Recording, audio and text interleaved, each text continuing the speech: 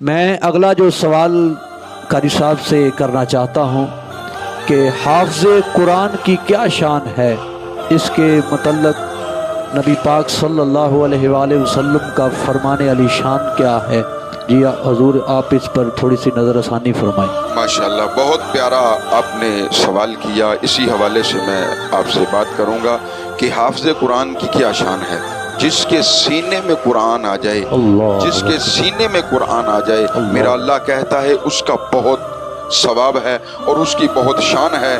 تو اس حوالے سے اب قرآن تو حافظ کے سینے میں آیا ہے، تو حافظ کے والدین کی شان کیا ہے کہ قیامت کے دن وہ اللہ کے عرش کے سائے تھلے نور کے ممبر پر بیٹھے ہوں گے اور ان کے سروں پر سونے کے تاج ہوں گے۔ تو نبی پوچھیں گے یا اللہ یہ کون لوگ ہیں جو اتنے مقام میں بیٹھے ہیں، کیا یہ نبی تو نہیں؟ میرا اللہ فرمائے گا یہ نبی نہیں، یہ حافظ قرآن کے والدین ہیں۔ تو ان کو اتنا مقام دیا ہے کہ ان کے بیٹے نے قرآن یاد کیا۔ جب ان کے والدین کی شان اتنی ہے تو بتاؤ حافظ قرآن کا مقام کیا ہوگا۔ جو دین کی سمجھ رکھتا ہو، جو قرآن کو اپنے سینے میں محفوظ کرے، تو میرا اللہ اسے بہت ہی اجر عطا فرمائے گا اور میرا اللہ اسے بغیر حساب جنت میں لے کے جائے گا۔